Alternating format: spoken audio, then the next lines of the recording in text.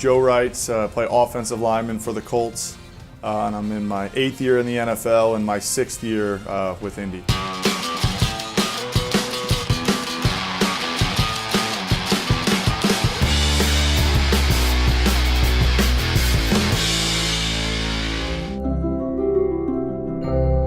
Probably my earliest memories of reading are my brother and I shared a room. I have an older brother, Andy, 2 years older than me, and we had bunk beds.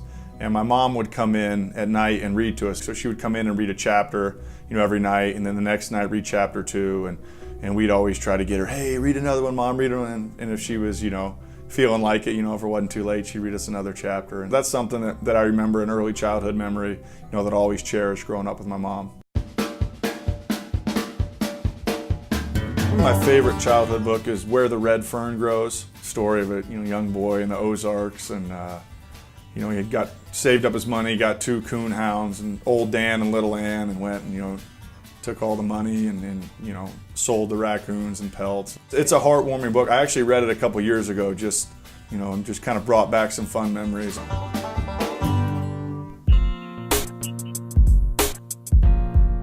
I think the one thing reading does is there's no question it sharpens your mind. When your mind is sharp, that can help you physically as well. The mental is the physical as 4 is to 1. I think that's a famous Bobby Knight quote, and I think that's very true in sports. I mean, the mental edge, the mental toughness that you have, all the great athletes, they have that, kind of mental edge. I like to read a lot of biographies. You learn about these great leaders. Look at the positive impact this president had, or this inventor had, or this athlete had, and that's helped influence me when you see just all the good and the amazing things that people have done throughout history.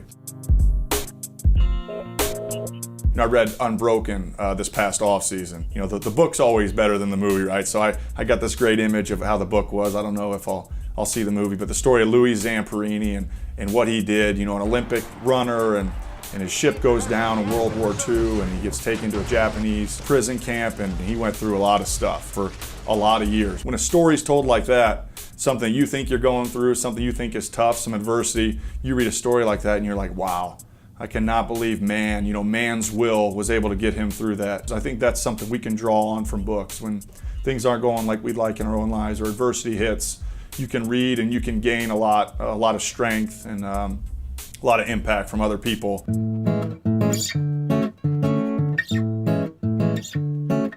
I'm always looking for recommendations. Another guy on the team that likes to read a lot, Andrew Luck. Back to throw is Andrew on first down. Throws one over the middle. Game over. Colts win. Colts win. He's given me some good ones. He recommended Boys in the Boat. Story I read this past offseason about the University of Washington's crew team and how they went to the 1936 Olympics, in Nazi Germany, and won the gold medal. Just a true story, about men coming together and pulling through some tough adversity, and guys that really came together for one common goal and ended up winning a gold medal that nobody thought they had a chance of. And I'm the same way. If I read a good book on guys I know on the team or my friends I know that are readers, I'll recommend, hey, you got to read this book, you got to read this book. And so that's how I come to find a lot of the books I read now. My wife, Jill, she does a great job, along with me, of encouraging our kids to read and reading to our kids. And my daughter, she's kind of at the age where she's sounding out some words and letters, so that's fun. We can read some books and try to help her with her development and reading, but they just enjoy hearing books, and we enjoy reading to them rather than, watching the TV or putting on another cartoon. Hey, let's turn the TV off and let's read a couple books. And the kids will say, Daddy, read me another book. And I'll be like, all right. And, before I know it, a half hour's passed. But that's okay. You're losing 10 or 15 minutes of sleep for them, but you're getting to spend that quality family time, and as well, you're encouraging them to read and hopefully developing a love of reading. Whatever you're interested in, there's millions of books out there for you. So you really love sports, like I love sports. Go read about Michael Jordan. Go read about how he went from being cut from his varsity team to becoming the best player ever in the NBA. Whether you're into sports, whether you're into music, whether you're into art. There's always a ton of biographies and stories about people who are at the top of your field that you can read about and learn from and really, improve your interest in reading.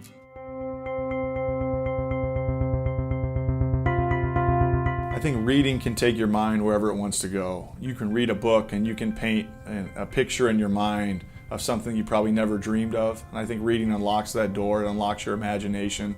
And rather than just watching TV or watching a screen where you're shown what to think, reading can let you, drum that up for yourself. Reading is knowledge, and knowledge is power, and when you read books, you just can learn so much. Kids ask, well, how can I become smarter? How can I do better in school? I would just say read. Read as much as you can, read different things, and you would be amazed at how that would help you grow in terms of your learning.